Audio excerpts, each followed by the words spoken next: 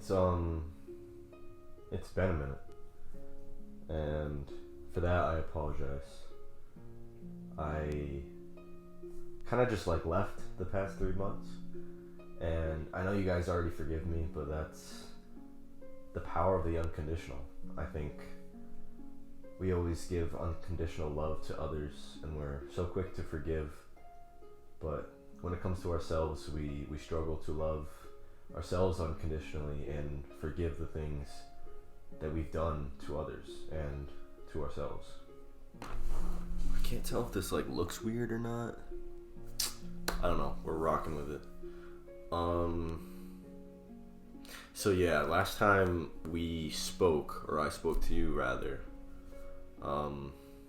I was starting therapy, and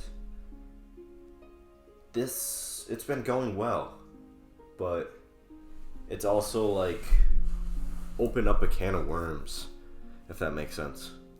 Like the rabbit is out of the hat, and now I have to actually deal with the rabbit instead of just, I don't know, for this analogy, I guess just like not thinking about the hat at all. I've learned a lot the past 3 months, and I'm sure you have as well. I think a lot can change over the course of time, but it always seems in the present that we forget how quick things can change. And especially in the present, we kind of lose our grasp of how things can change at all, because we fixate on our feelings and our thoughts so much in the present that we think that this is all that there is.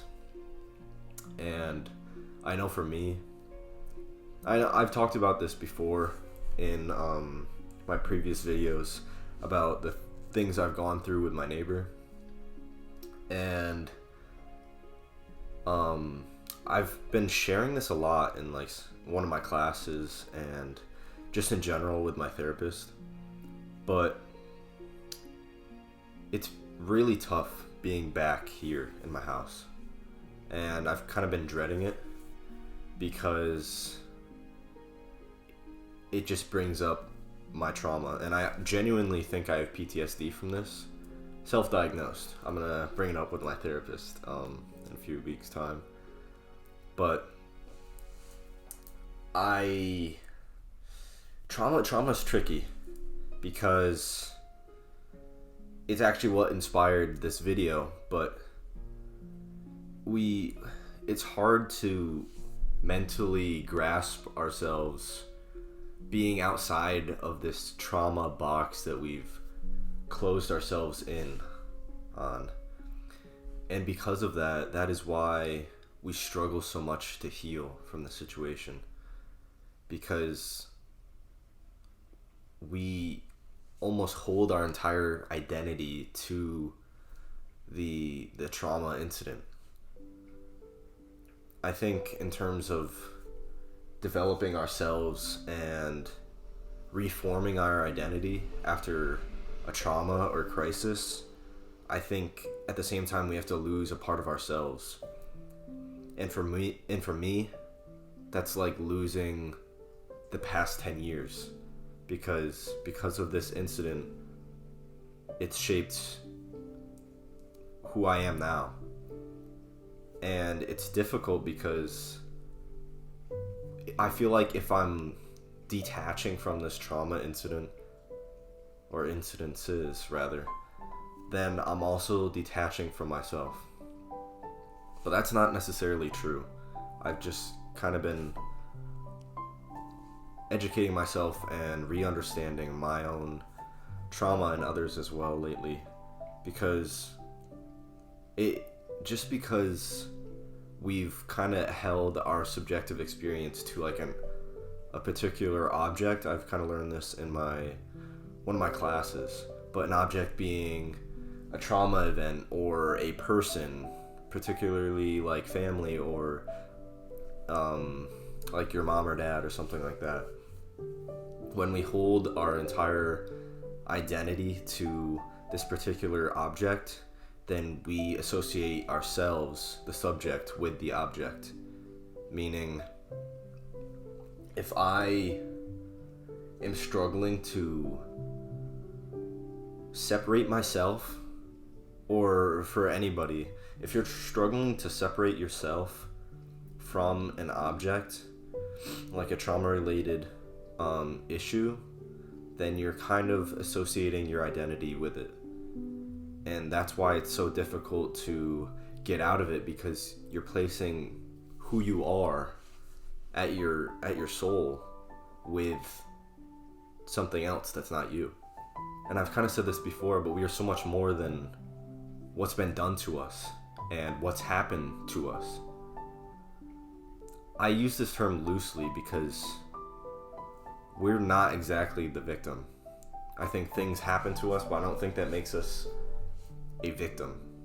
Victim, to me, makes the person that's been threatened or been, I guess, victimized seen as weaker. But we are not weak. I think that's what people make us feel like. But we are not weak. You are not weak. I kind of just started this video with no plan. I didn't have anything in particular to say. I knew I wanted to talk about where I've been the past 3 months and just kind of how I've been healing in this sort of process. But I'd like to hear back from you guys. Like, what do you guys want me to talk about? Or maybe you'd want greater detail on where I've been, exactly the exact details of what I've been going through. If you guys follow my Instagram, you'd know therapy's been going kind of well, but it's tough because healing is so difficult and it's so complex. I think there's like stages to healing, and I can't exactly recite them. I think it's different for every person, and you don't have to go through each stage right after the next. I think it's a spectrum of stages. And for me right now, I thought, actually, like my last therapy session, I thought I was finally detaching from this trauma with my neighbor and seeing it more objectively instead of like something that happened to me, like subjectively. But coming back home has brought it right back to me, and it's almost like it's brought me right back to the kid that went through it at 10 years old. And that's not fun. It's not fun because I feel like I've done so much work to heal from this situation, but at the same time I'm back in that kind of mindset where I'm like really struggling and not able to see myself out of this situation, which is very difficult.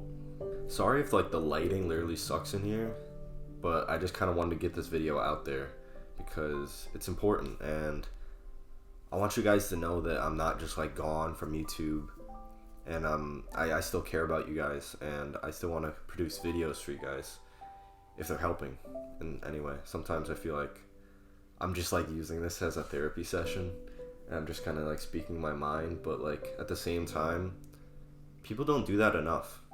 And that's the thing with the mental health stigma, because we feel like we're a burden when we share what's actually on our mind. But what we get out of sharing our truth is so much release and relief from sharing it. Because I've talked about this before, but our bodies and our minds are always connected. And when we share our truth, we can feel better in our bodies. We're not like holding so much in. And that's what creates like strain and pain in our bodies that inevitably goes back to our mind when we don't share this side of us. But back to being home, it's brought back up triggers that I didn't think I would have. Like, I mentioned that I feel like I have PTSD because my mom had asked me to get the mail outside, which is like, that's like no big deal. Like, I'm 20 years old, I can go get the mail. It's not that big of a deal. But I went to go get the mail, and now it's like 5 o'clock. Not here right now, but it was 5 o'clock, and now that it's November, it gets like pitch black at like 5 p.m. But I went outside, like just opened like the front door and like grabbed the mail from the mailbox, but I swear I thought I saw his face, my neighbor's face, and I was just like so paralyzed in fear, and I was like quickly grabbing the mail, and I keep having flashbacks to that night, like at least 4 or 5 times since I've been home, and I'm home during Thanksgiving break right now, but I couldn't sleep as well. Like, I fell asleep alright, but I couldn't like not look at my door, and like I couldn't just feel safe. Like, I felt like he was gonna come back and kill me, which is so incredibly challenging. I know that's it's not necessarily, that's the word, it's not irrational for me to think that he's gonna come back, but I know that that's just my trauma and my PTSD talking, so I know I am safe. And that's the big thing with trauma and like everything that we've gone through. People will make us feel unsafe and unloved, and then because of that we feel like we're not allowed to be. We're not allowed to feel safe. We're not allowed to be loved, but we deserve that. Like, are you kidding me? We deserve love. You deserve love. You deserve to be safe. You deserve to live your life. And sometimes we feel like we don't deserve that, and that's unfair to us.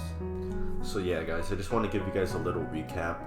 Like, I could talk about this for hours. Like, I've kind of beat around the bush exactly of what's been happening, but yeah, I'm still here, guys.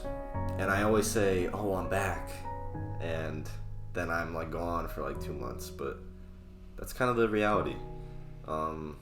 We can't ever predict what's gonna happen. We can't ever predict how we're gonna feel, or like what our mental health is gonna be like, but we will always be there.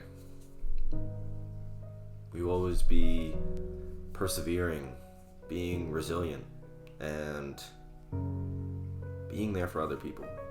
I think that's what matters most. I think we lose sight of our purpose here because we feel like we're a burden to others for struggling. But just being here on earth today is purpose.